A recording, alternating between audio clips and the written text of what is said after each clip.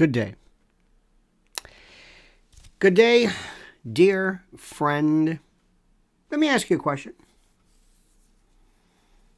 And this was asked on many, many news sites. This was, in fact, this was on CNN's news site. It reads, prosecutors say Brian Walsh, you've seen this fellow, right?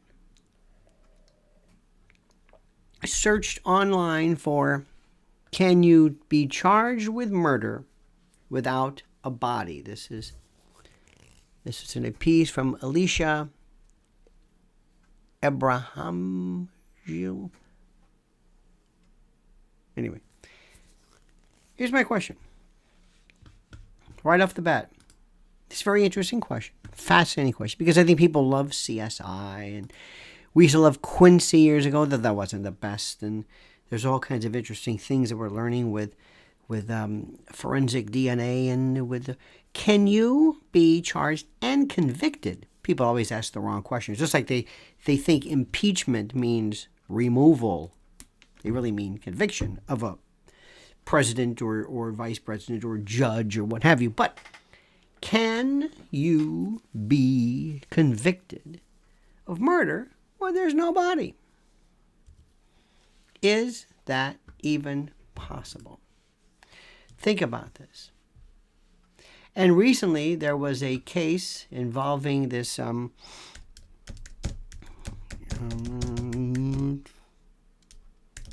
was a case recently involving,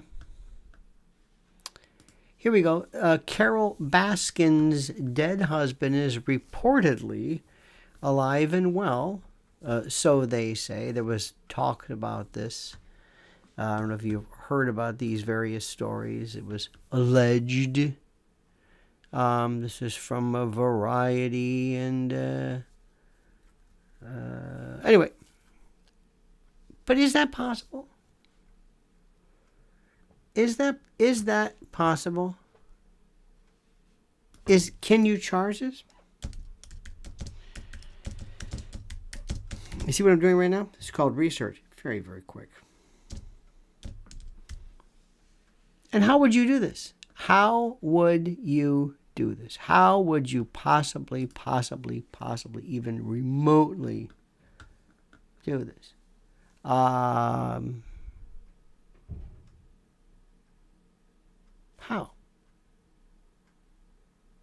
What happens if somebody's found guilty, pled guilty, or is sentenced to let's say death, God forbid?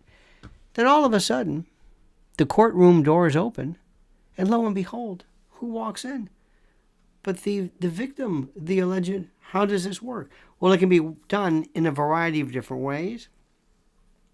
It has been done many, many times before. There have been many cases. In fact, it is reported that there have been, according to CNN, this is very, very good, there has been, let me see, the total number, or total. And why more people are saying that and pronouncing it like that, I have no idea. But there have been approximately, is it 800? Listen to this number. It's very, very interesting. Pardon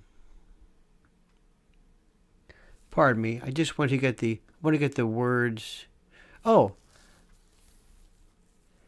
Some 86%, according to CNN, some 86% of more than 500 so-called no-body cases that made it to trial from the 1800s to 2020 resulted in convictions. And this, by the way, and look at this, said Tad DiBiase, not to be confused with Ted DiBiase, but Tad DiBiase, a former U.S. attorney in D.C. So it's a very interesting question. How do you prove it? Where is the proof? Now, people love to use this term all the time, corpus delicti, the body of the crime. We're going to be talking about that because I think this is something which is fascinating for you. And before we begin, let me remind you of a couple of things. Number one, We ask, as we always do, for you to like and to subscribe to this channel. I cannot implore, I cannot explain, I cannot say enough for you to like this, but also to subscribe. Subscribe is critical. So I ask you most respectfully, if you appreciate what we do, if you like what we do, if you enjoy the fact that you are able to enjoy this and your friends and all of us every morning at 9 o'clock, you are allowed and you are absolutely provided and encouraged to donate using the variety of means that are available below PayPal and etc., Patreon. There it is. To keep us going. The old tip jar, as they say, as was said. In any event, we thank you for that. So let's go back to that. What would you do? Someone writes, Brother Julie, well, you can indict a ham sandwich. Do you know where that expression comes from? Do you know where that comes from? That expression. It comes from a dear friend of mine, one of the greatest jurists of all time, and I mean this is Judge Saul Wachtler. And Saul Wachtler is was the chief judge of the New York Court of Appeals. And he said one time in an off-the-cuff statement to Marcia Kramer, and he said, a good prosecutor can indict a ham sandwich. And later on, Saul Wachtler, being a good Jew, said, I should have said something like a pastrami sandwich. He doesn't know why he said that. But that is to indict. And it's true, to charge. What do you need to indict someone? Probable cause. Remember this. Remember this as long as you live. Remember this great definition I heard years ago for what is probable cause. And the answer is, he probably did it.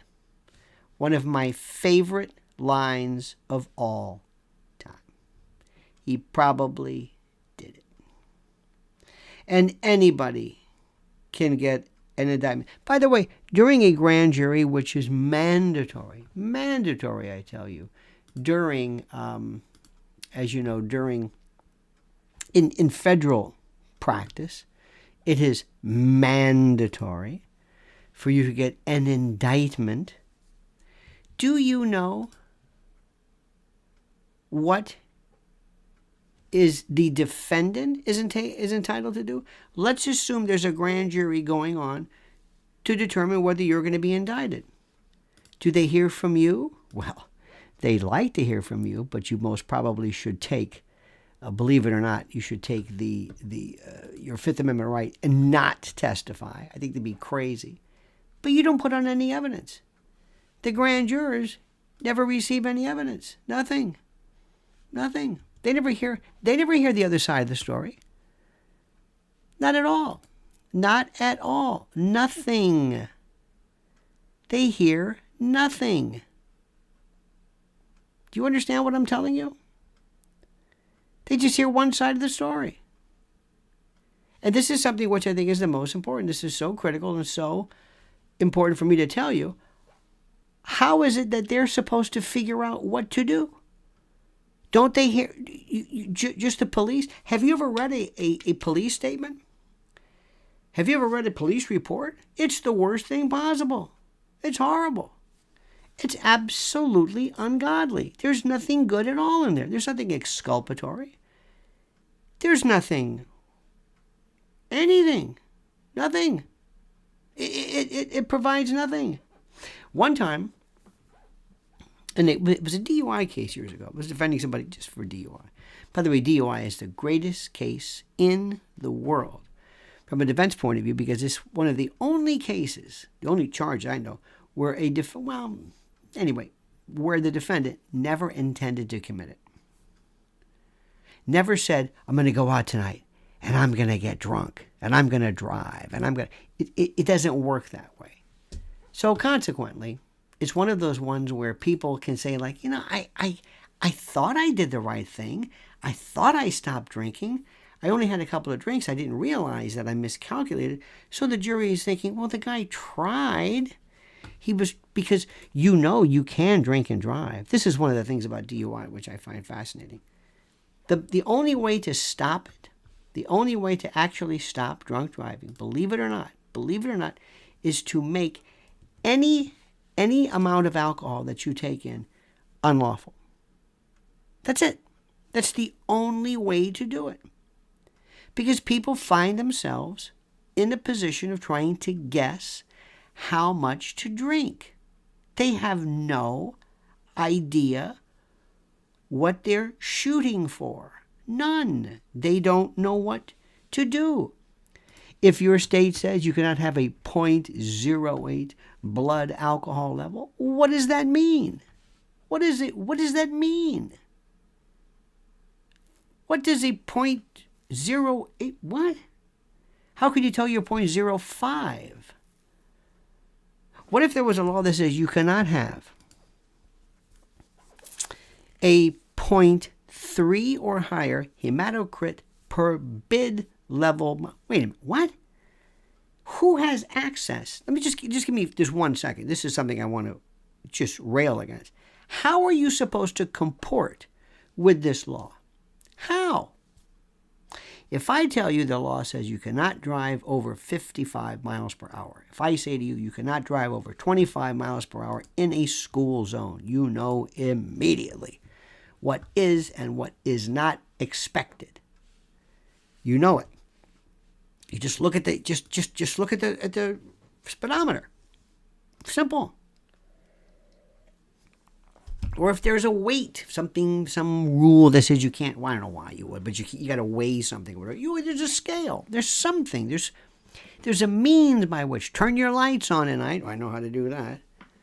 But this is a law that says you can't drive based upon a certain blood alcohol level. How does that work? How does that work? Here's another one for you. What if you are in possession of a drug that for all practical purposes is harmless? Let's say the THC levels are so weak. Let's say that you take here's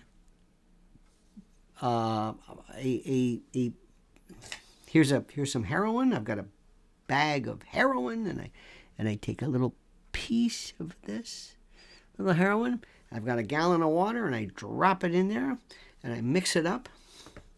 And I give it to you. You're in possession of heroin.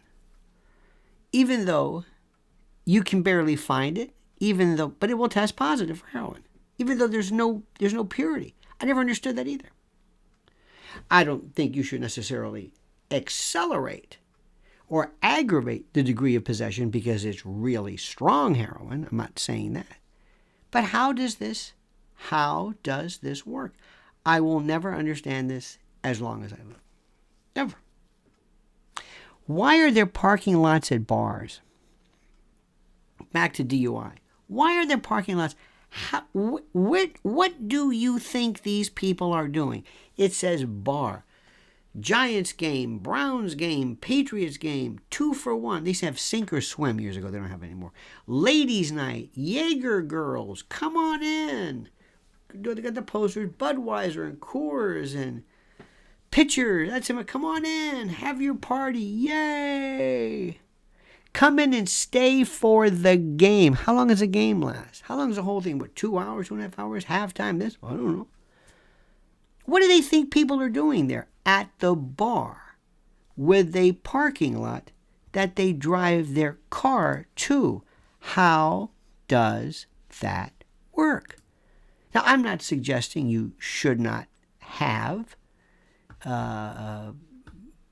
bars or you shouldn't have drink. I'm not suggesting that. But I've never understood this. You're trying to be a good citizen. You're trying to comply. They're not telling you don't drink. If they told you don't drink anything, you'd say, okay, I got it. It's simple. But they don't tell you that. There's something wrong with it. Now, someone writes, now let me just get off on this subject because I think it's something which is very important. They say, I think impaired is the key. Do you know what most people will never do? They will never read the statute. They will never read the statute. We used to read, and I used to read to the point, as long as I live for the rest of my life, it was 363-193. It is unlawful to drive or be in the actual physical control of a motor vehicle to the extent that your normal faculties are impaired. That's it. It is against the law to operate a motor vehicle. What's a motor vehicle? What's a motor vehicle? And by the way, this is a good tutorial. What's a motor vehicle? What is a motor vehicle? Define a motor vehicle right off the bat. Where do you go for that? Is a bike a motor vehicle? Probably not. What about a moped? Remember we had mopeds? What about a riding lawnmower? Well, George Jones did that very famously. George Jones did that. Now, while you think about this very, very quickly, I want to bring up a couple of sponsors. This is very important. And we're teaching you a little bit about the law and the way lawyers work and the way courts work and the way prosecutors work. But first, right now, as you know, this is flu season. It's always some kind of season. And I'm telling you that you are not getting enough vitamins, phytonutrients, bioavailable phytonutrients, which are the greatest bits of medicine and preventative care you can possibly take to ward off flus and conditions that involve an impaired immune system. Our good friends at Z-Pack are giving you 15% off for yourself and your kids before they sell out this flu season. What's important? Vitamin C. Vitamin C is beautiful. Ask Linus Pauling. Vitamin C. Vitamin D. Oh my God, vitamin D. Vitamin D I could speak about forever.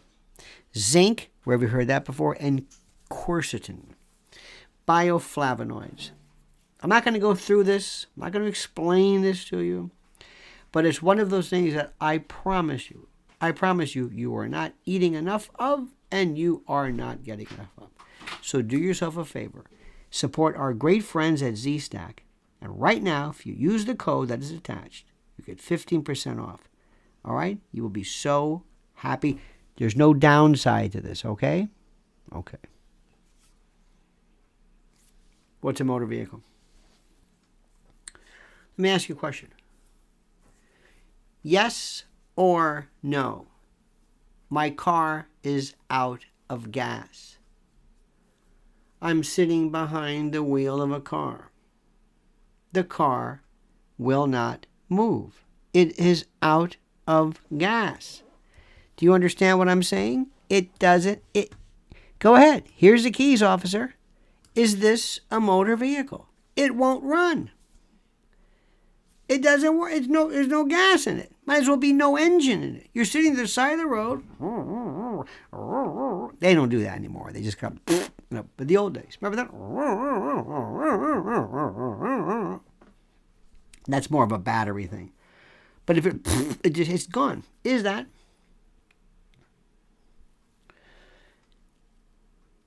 Statutes says it's still a motor vehicle. But it doesn't work. It doesn't work. Okay, Mr. Statutes, what if I took the engine out? Police officer pulls over, you're behind the wheel of a car, and there's no engine. You say, how did this get there? Well, it was in the back of a truck. We were transporting this, and the vehicle rolled off the back of this truck, and there it is, and whatever. And it is there, and it is what have you. Really? There it is. There's no engine in it. But it looks like a car. It's got a key in it, but there's no engine. Is there still a car? Is there still a car? What if your car has been in an accident? Cop pulls up, there is a car. And let's assume you weren't driving the car into the accident, but you're trying to move the car out. And you're drunk. You're behind the wheel of a car. You're trying to get this thing out.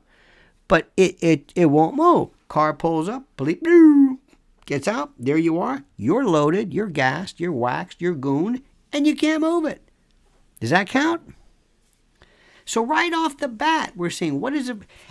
And there have been people who've been using, I guess, charging them with things like bicycles and wheelchairs, and I don't know. So that's a matter of research. Look at the case law, see what it says. I have no earthly idea as to what that even remotely is or represents. Okay? You got that? Okay. Now, who is driving or in the actual physical control? What if you're not driving? What if you realize, I'm drunk? I am drunk and I should not be driving. So I pull over and I want to sleep it off. I'm going to just turn the car off. I don't want to drive. There's no hotels around here. I'm just going to do the right thing. I'm going to pull off the road. Sleep it off. Behind you, boo, there you are, sitting behind the car, sitting behind the wheel with the keys in the ignition. The statute says, mine said, it is unlawful to drive or be in the actual physical control. Oh. So what happens? And there are these wonderful anecdotal stories about, well, you take the keys and you put the keys in the glove compartment, or you put the glove box, or you take the keys and you throw the keys, or whatever. And they think that there's some... Does that matter? It depends. I'm not sure. It's a very interesting thing. And when electric cars come up, and electric cars, you're going to have to change the rules regarding combustion. And what happens, by the way, if you're behind the wheel of a car and it's autonomous? You're drunk, but the car is driving. Does that matter? I would probably think so.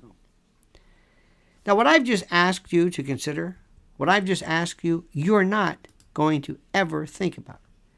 You are not ever going to think about. And the reason why is very simply this.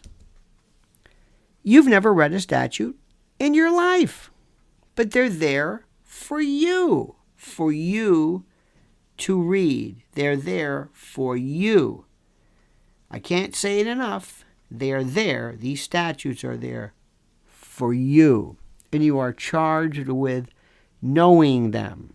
You understand what I'm saying? You are charged. You are presumed to know them. And I'm telling you, you don't.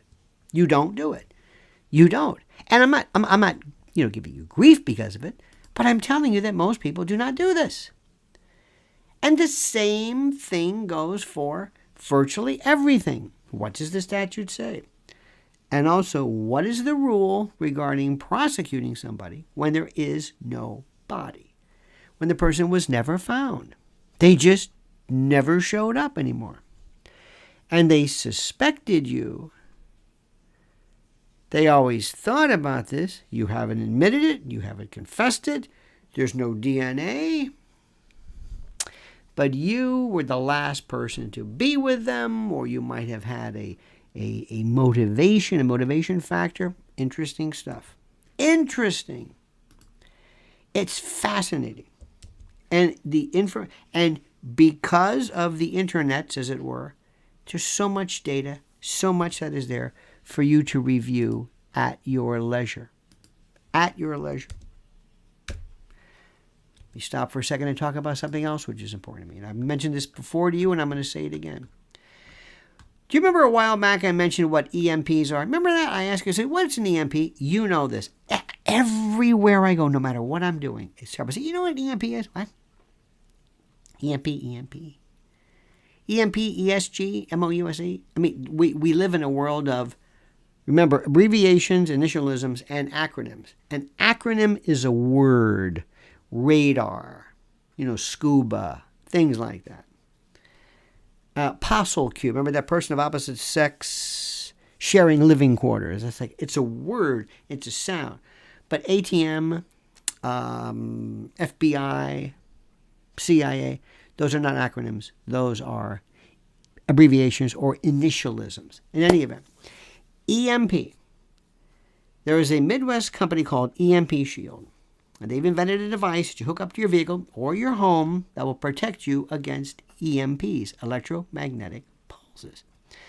The technology has undergone testing at Keystone Compliance, which is a military certified facility, and is listed by the Department of Homeland Security. And this company has devices that can protect not just your vehicle and your home, but your generator, solar systems, ham radio, RVs, and much more. So take your safety and your family's safety and the country's safety into heart and go to the link which I've listed right here for EMP Shield and see what you can do and read about this.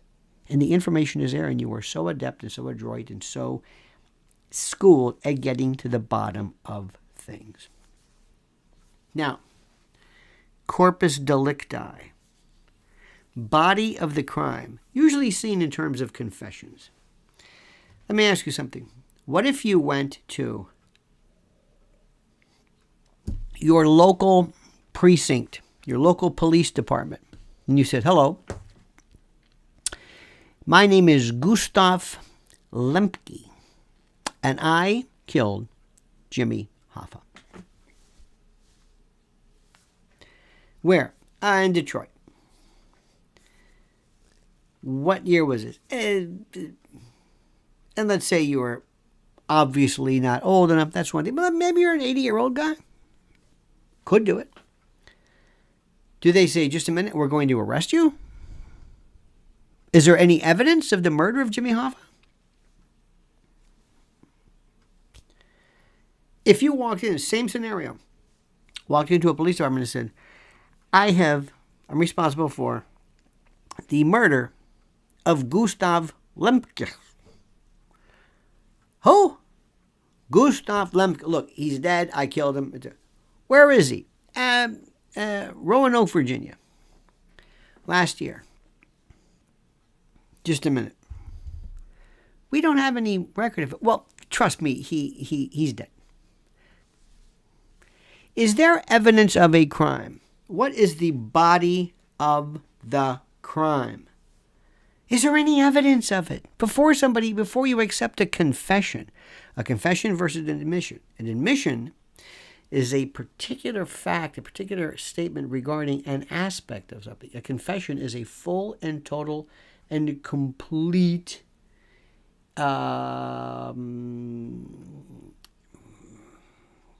admission, if you will, of the entire event, of the crime. For burglary, it would be, "I entered or remained in the building, structure, or conveyance with the intent to commit an offense therein." That's my confession. An admission might be, "I entered the building." Okay, that's part of it. We're getting there. But before we introduce a confession, was there a crime? That's corpus delicti. That's what that means. Doesn't mean if there's no body. But how do you find somebody? How do they do this? How do they do this? How do people get caught? Well, there's a couple of things to it. By the way, I tell you, this is very good. By the way, have you noticed how this Walsh, Brian Walsh, bears an uncanny resemblance to George Conway, Kellyanne Conway's husband? I'm just saying, just by happenstance. But Anna Walsh is the Massachusetts mother of 3 who hasn't been seen since the new year. She's still missing, even as her husband was charged with her murder. So what do we have? Well, apparently he's left some information. There were people before who have done certain things. For example, there was a case of Etan Pates. There was this young man here in New York who became the child whose face was put on the back of milk cartons. Etan Pates. His body was never found. But an individual, and I really have suspicions about this one. Really have suspicions. But there's different things. For example, technology will give you information. Forensic evidence. DNA, blood, Hair fibers circumstantially you put together. Cell records, bing, he was here, the person was there. And then the car was there, the person's gone, and you were there. And okay. Specific evidence, maybe a confession, maybe he told somebody, maybe there's always the jailhouse snitch, which you've really got to be careful of. Confessions. You cannot believe how many people just admit things to the police. You have no earthly idea how many people just talk to the police. And if ever there was a reason not to talk to the police, especially federal, it will be because of 18 U.S.C. 1001, which basically makes it against the law for you to lie to federal agents. That's what they got Martha Stewart on. That's what they got her on. Not insider trading, but lying to the FBI. I think, didn't Flynn, didn't they get him on that one? I'm not sure. You have this thing called the right to remain silent. I have no idea why people don't do it. It's a right. It's not being a... They gave you a right. It's like you say, oh, you're taking the First Amendment. Oh, hiding behind the First Amendment, are we? Hiding behind it? No, I'm using it. Well, maybe. I will never understand how this thing works. Why people do this. It's something that I will never understand. Never understand. Period. Now, a couple of things very important too. Let me stop right there. Because you love this and you're so smart. Do you have any questions about food shortages? What are you going to do in the event? In the event that because of supply chain problems, weather, hurricane, who knows? Food shortages. Stores are closed. What are you going to do? You know that sense of panic? You know that feeling when you run out of toilet paper? Like, oh no. Oh God, no. Oh no. Well, multiply that by about 1 million, and that's what you'll get with this. You can take $250 off their 3-month emergency food kit. This, of course, My Patriot Supply, the nation's largest preparedness company with millions and millions of families already protected. But right now, this kit, providing a 3-month, 90-day minimum, provides easy to use or to make breakfast, lunches, dinners, drinks, and the like, and snacks for one person for 3 solid months. And all you have to do is go to preparewithlionel.com, preparewithlionel.com, and I'm going to provide to you, it's very, very simple, this wonderful, very compact, very, very, very, very perfectly situated preparewithlionel.com link. There it is. Save $250 on a 3-month emergency food kit. Preparewithlionel.com. And by the way, we thank you for supporting us and supporting these wonderful, wonderful concerns and the like. You know, people have always said, and I always find it fascinating, and I've never understood, why is it that people do not have classes? Why don't we have a show that explains to people, these are your rights? A citizen's workbook on what is your right. What are your rights? They have no idea. One night, I'll never forget this, one of the scariest things I've ever seen in my life is we have a friend of ours. We were having dinner one night, and he was explaining his idea to purchase or to either qualify either for a permit, carry, whatever it was. And my first reaction is, don't do it. Don't do it. Don't do it. You have not even begun to consider what you're doing. You haven't thought about this. Yes, it's your right. Yes. I'm not arguing against that. But I want you to answer this question. What if I were to say, I'm considering buying a grenade? What? A grenade. A grenade? Yes. I don't think you should have a grenade. Well, do you know how to use a grenade? Oh, yeah, I know. The spoon and the boom. Yeah, but when would you use a grenade? I don't. Listen, if somebody's trying to break in, yeah, but a grenade. Wait a minute. You notice just now that sense of trepidation over a grenade? And for good reason? That's what I feel when I hear people talking about guns. And I'll never forget this. And I have been a student. I've taught at police academies. I have instructed police. I've known and prosecuted. I have defended. I know how this thing works. And I'm not arguing whether it's you're right or wrong. You're right. But there are some times when you're much better off not having one because you don't know the first thing.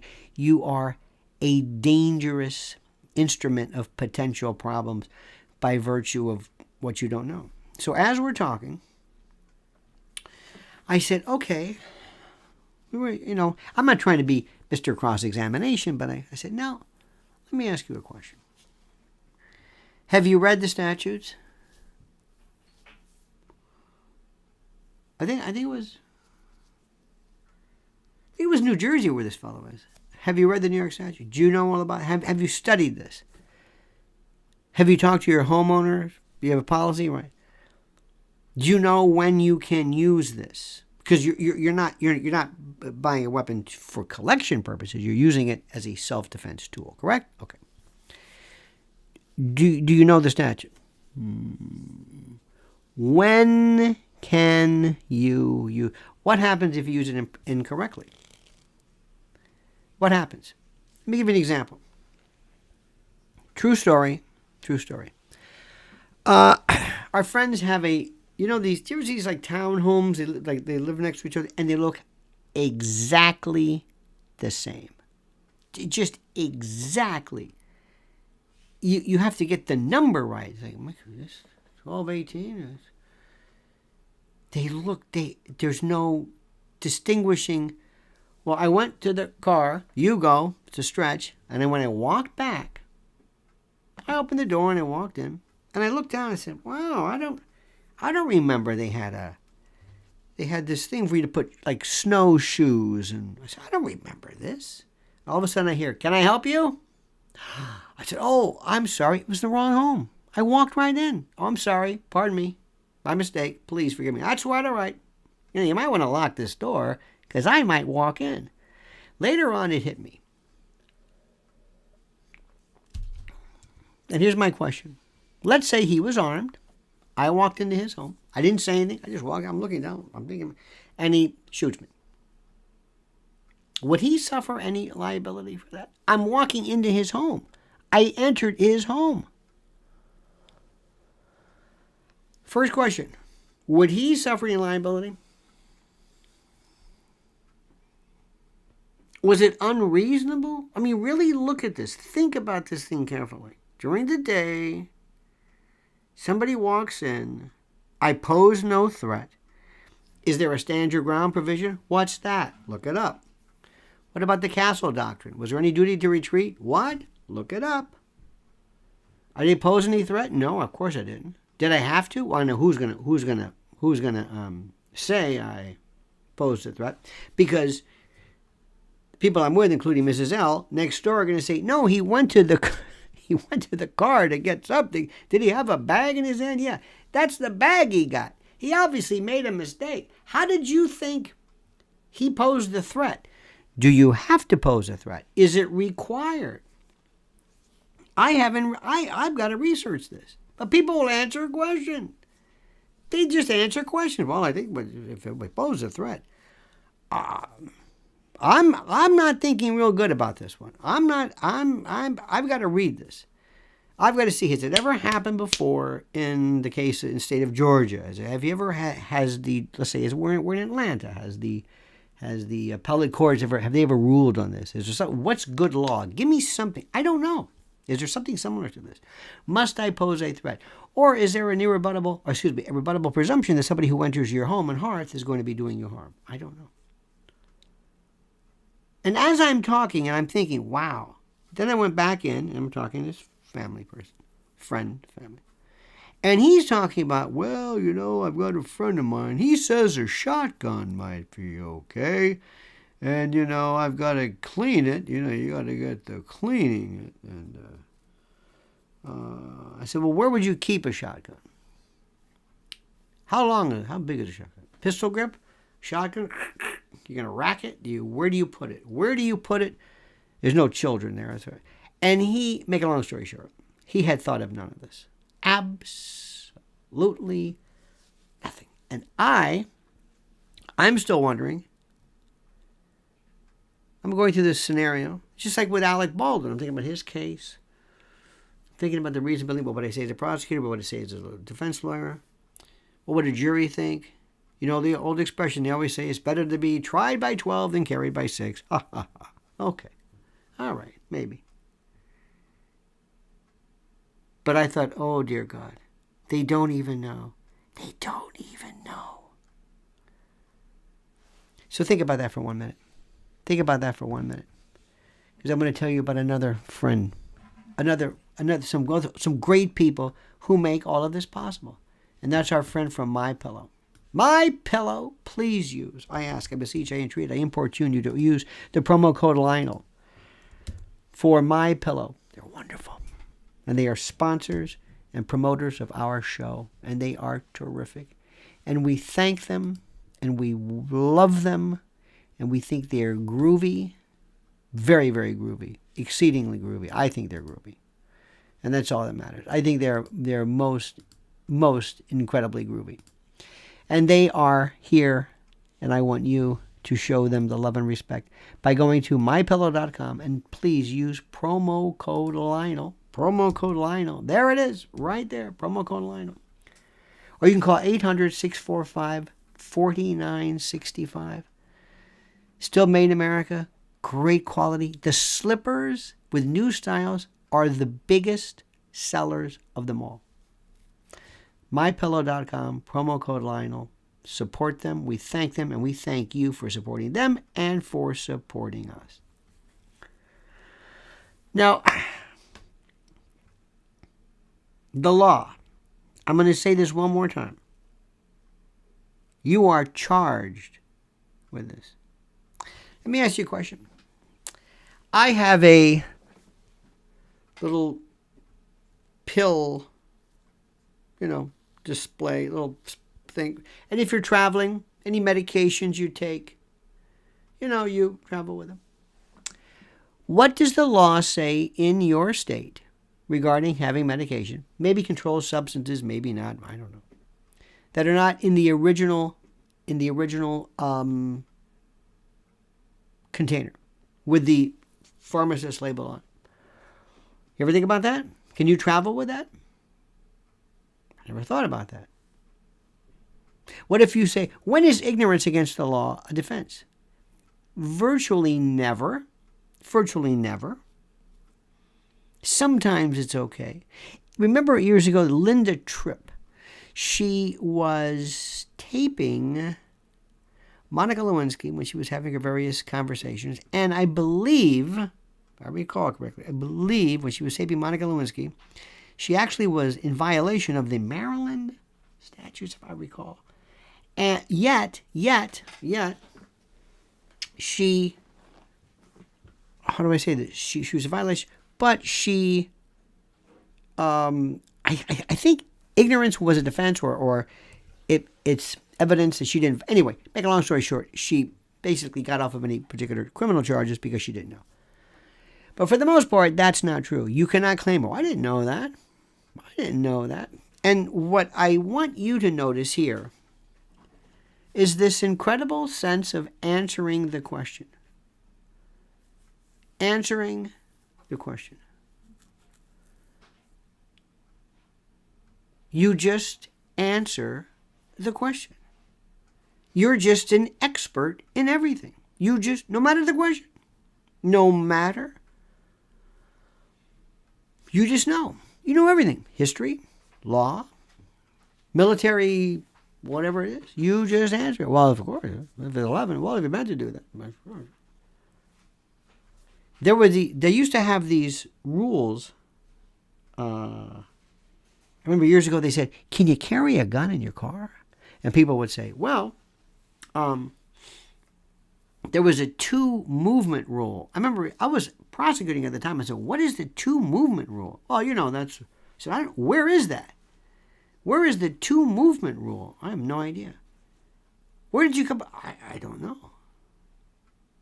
There was this rule too that says and for some reason, and I don't know why, people still say this, and they always say it the same way. I've got a friend of mine who's a cop, and he said, if ever you were to shoot somebody outside of your home, make sure you drag them in. I'm saying, wait a minute, hold it. First of all, why are you doing that? Why are you shooting anybody outside of your home? Did they pose a threat to you? No. What are you doing?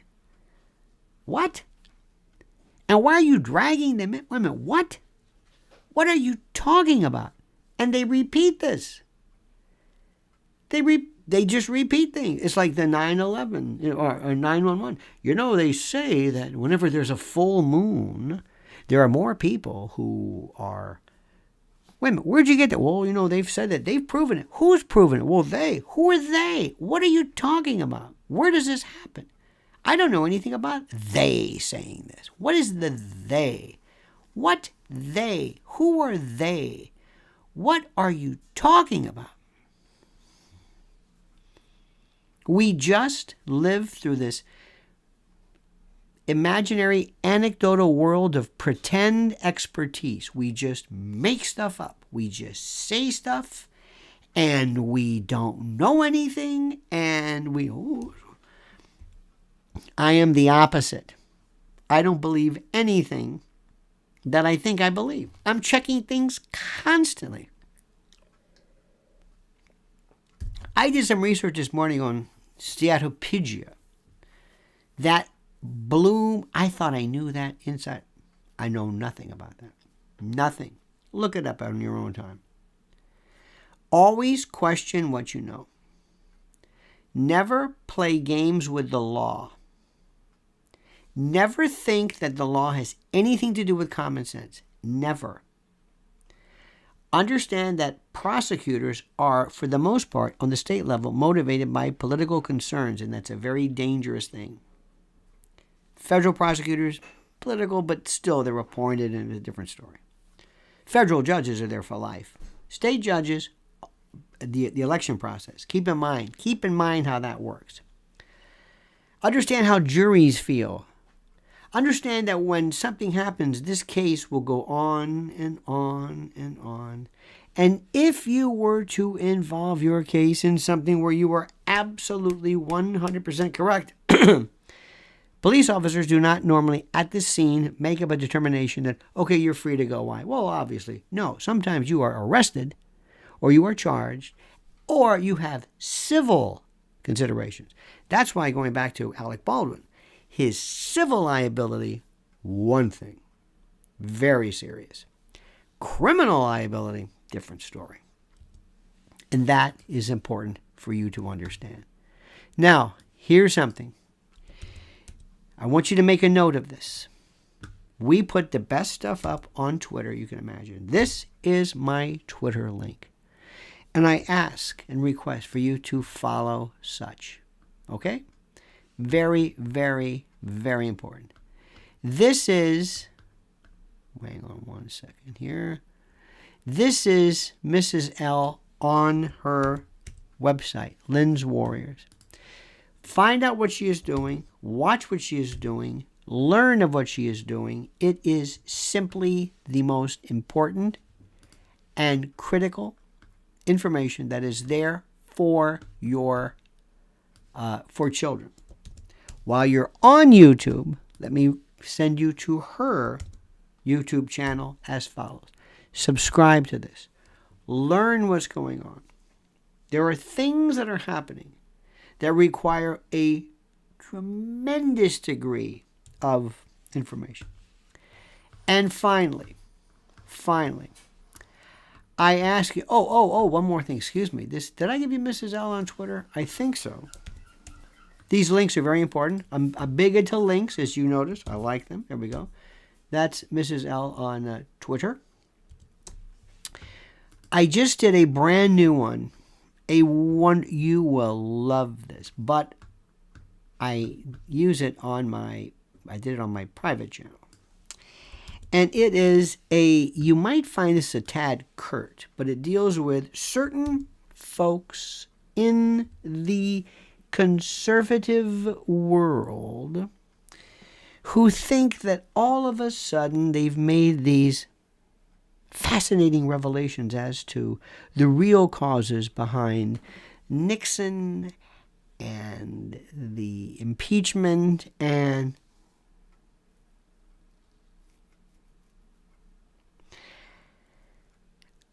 I let it all hang out. No prisoners.